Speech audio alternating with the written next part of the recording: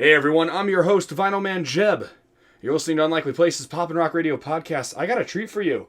I took a trip over to the Wallstreet Theater here to promote their upcoming Irish Tenors show. June 17th here in Norwalk. You do not want to miss this. Get your tickets right now on the wallstreettheater.org. We got an interview with Anthony Kerns, so check it out. It's going to be a good one. And right into the interview. Hey everybody, this is your host, Vinyl Man Jeb of Unlikely Places Pop and Rock Radio Show Podcast Edition, here for the Wallstreet Theater in Norwalk, Connecticut, one of the firsts for them.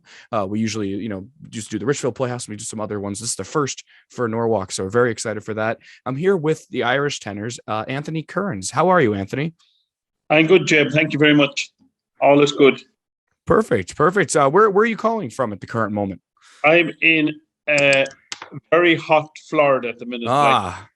We were 98, 99 degrees yesterday, so it was up there. Very fun. Are you from Ireland, though, originally? I am from Ireland, Awesome. Born and raised in Ireland, yeah. So I'm original of the species, and I've been coming to the States for 25 years plus now. So I've had a home in Florida for 22 years. So oh, wow. This is my nest away from home. Hey, I get that. Yeah, I love going down to Florida. I went there last year. I saw All America Rejects live down at a City Walk in Orlando. Then I'm going to go down this year with my buddy, the same guy who's our editor for our show and everything. Josh Bradley does like the blog editing. We're going to go see Willie Nelson. So that'll be fun down there. Something different. In Orlando? He's going to be playing, I'm trying to remember exactly. I forget where, but it's like a three band show. It's him, Government Mule, and the Avid Brothers. So very excited for that. I'm not sure exactly where. I'd have to look that up. I'd love to hear Willie Nelson because I'm actually near Orlando. So I'm not too perfect.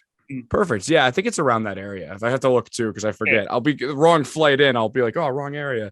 But we'll get started. I wanted to ask you, what was it like growing up in Ireland? Very, very interested in hearing about that.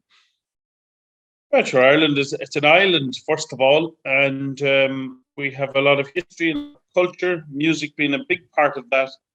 Our language, our music, our storytelling, that's really the Irish people. And that has made us what we are. We're a tough, resilient people under oppression for over 800 years, but we managed to get out of that. But I think that's what made us what we are. We're a tough, resilient nation. We enjoy life. We don't take things too serious. Yeah. We like to, we've moved to the four corners of the earth, and we've taken that culture and heritage with us.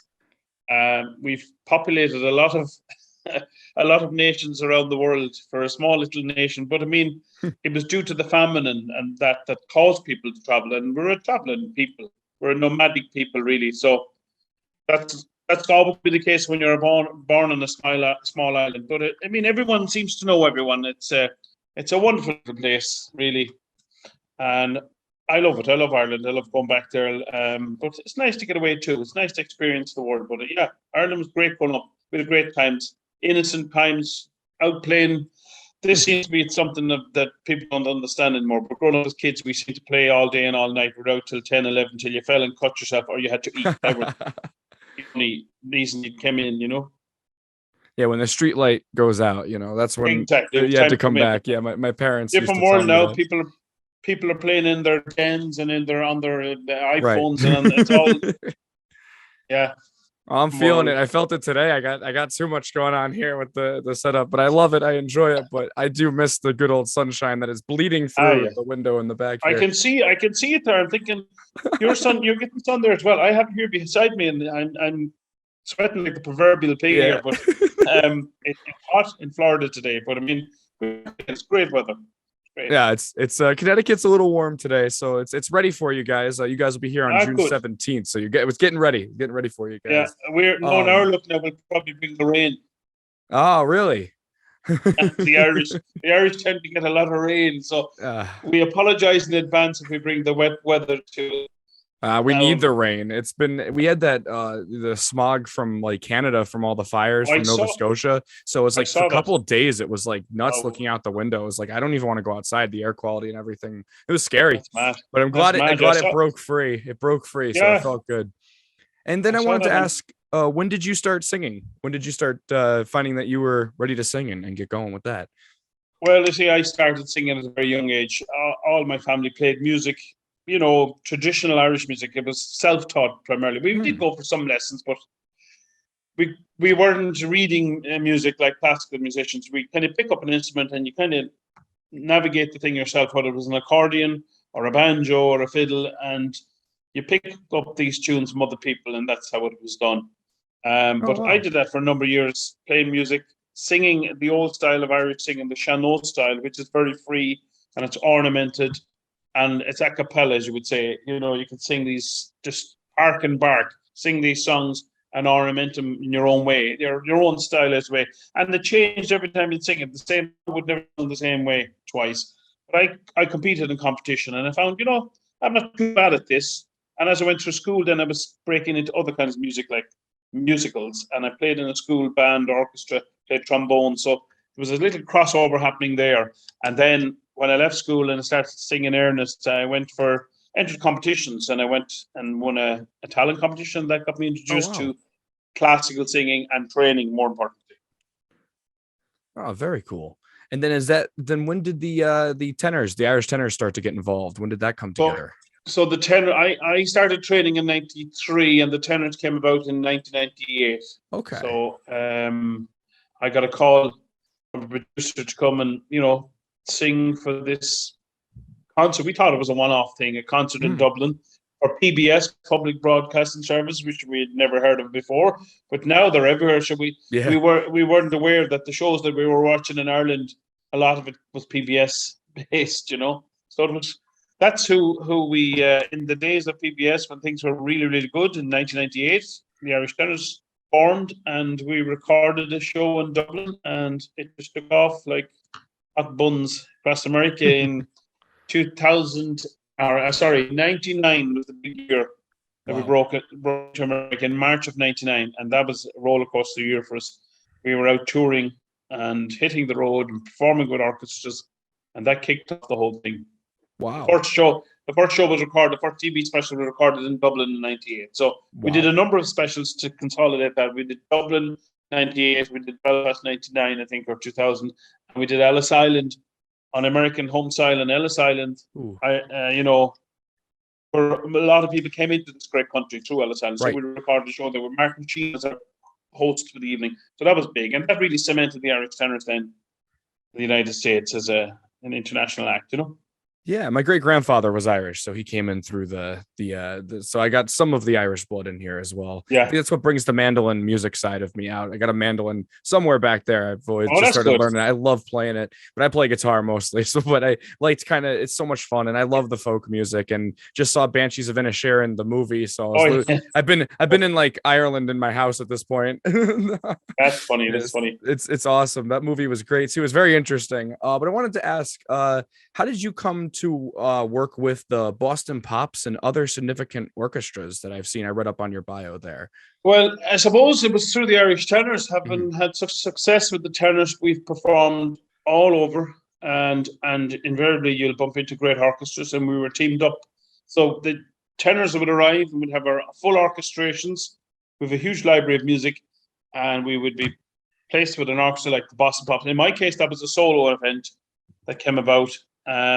And they were playing, I think, at the funeral of some high-profile guy. His name escapes me right now, but that's why I was brought in. It was the night was to honor this man who had left a lot of money, to education in Boston, and they were paying tribute to him. And I was asked to perform with. He was a fan of the Irish Tenors, so there's the link. And I was asked to perform with the Boston Pops for that specific event. Honor. Wow! And it was just super. But I mean, it just hand in glove, the Irish and the Boston Pops, the Irish tenor singing this repertoire. It's fabulous. Standing up in front of an orchestra is the best feeling in the world. It's nothing like it when you hear this rich arrangements behind you. It just elevates you to another level. I know it's like you got the bands, you as a singer-songwriter, you got the band behind you and it feels like something powerful, but I can't imagine having a full-on orchestra. I mean, the Moody Blues, that's why they had to do Days of Future Past the way they did it. It's just, I love that kind of history to it. And every rock band wanted to do it. You had Deep Purple go and play with the Philharmonic and stuff like that. Yeah. And it always interested me because, as a rock band, you got your 3-piece, your 4-piece, your 5-piece, you got your instruments, but then having that orchestra behind you. But I can't imagine as just a singer with it behind you, that full force. So I was like, I definitely had to ask about that. That's very cool. Well, if you think about it and you watch, if people try this at home, watch a movie and just mute sound and just look at it, and then add the music back in dramatic moments. Like, just Right. blows your mind.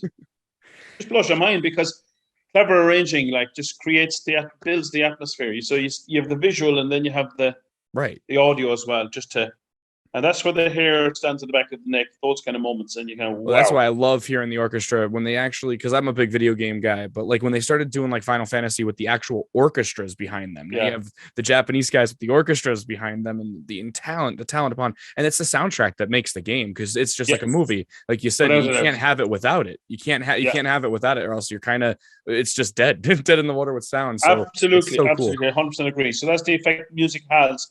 And classic music's been around forever. Yeah. So you couple classical style playing and arrangements and good Irish music in our case, and the two married well. Like what we were doing was being done for hundreds of years. Like, for example, the Clancy brothers were famous in America for singing these songs that we sing, but they sang it in the ballad style with banjo sat on their knee, and they sang all these folk songs. We took the folk song out of the pub and we put it on the stage. Just in tales initially, but we're not. Yeah, it's like Roger McGuinn with the Byrds. He does this folk den project, and he's bringing all the folk songs back. But the Byrds always love to take those and make them 12-string rockers, and it's kind of cool to see a unique spin on old traditional folk songs. And I've always loved that, because that's keeping the music going. And of course, the ballads require good singing. You need to be a solid singer to sing some of the big anthemic ballads. And if you have the power and you have the chops multiplied by 3. And you have the arrangements underneath it, just shoots to the skies. It's great. Well, that's amazing. And that's just something so special. And guys, come on down June 17th to Norwalk, to the Wallstreet Theater. Catch the Irish Tenors. You don't want to miss them. I mean, if you've seen them on PBS, you know what they're about. But if you haven't and you got a chance, come see them live in person, out in the public. So it's going to be a really cool thing. I got another question for you, just to kind of go along the lines of concerts. You also played Carnegie Hall, correct? I wanted to ask you, how was that?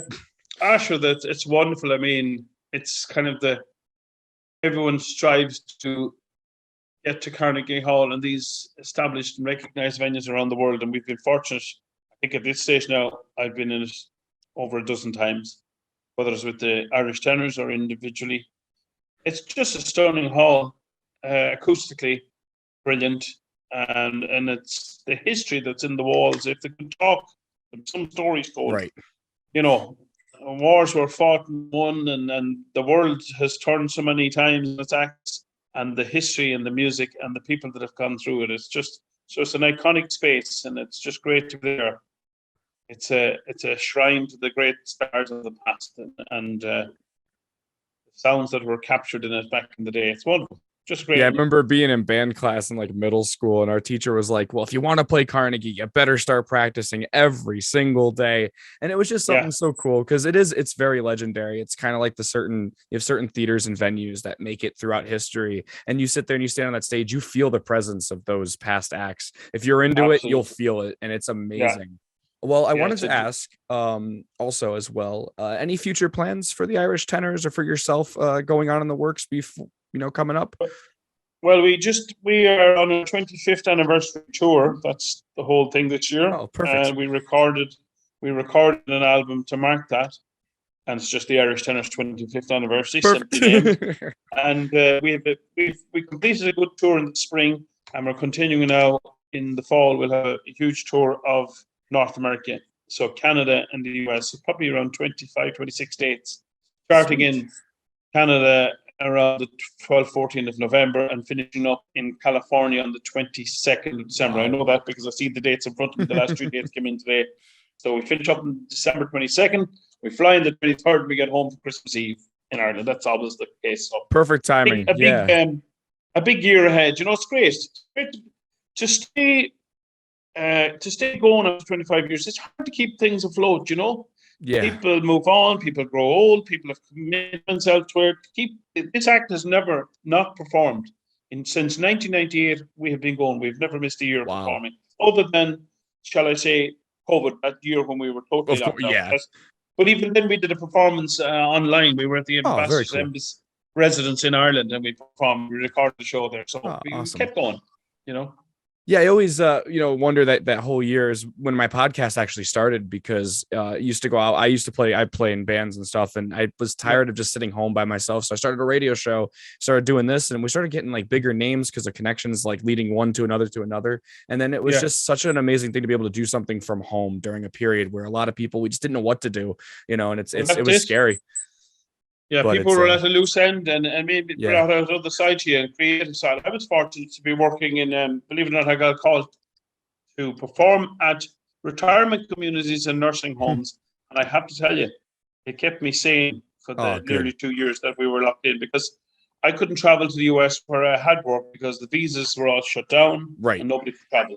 So I had to survive in Ireland, and I did. We were working in nursing awesome. homes and retirement communities, and it was a fantastic And I'm sure experience. the folks there really, really Oh, appreciated it. They really needed something like that during that time period too, they, which they, is they amazing. couldn't they couldn't believe it. The quality and the standard of musicians that were performing Awesome. initially outside their windows with masks and the windows were open and we were out all kinds of weather, hail, rain, or snow. But it was fantastic to be able to get out of the house. Right. So the novelty wore off after about 4 weeks of sitting in. This was great, slobbing around, and then you realize I can't. I need to do something. I'm going to go You crazy. I go, need to get it's like out. a it's a human instinct Yeah, to have to keep moving. And it's like, yeah, I remember too, like the first month, I was like, oh, yeah, cool, nothing. I can relax. Oh, never mind. I need to be doing something. It's like, because yeah. I'm a creative too. So my brain is always running.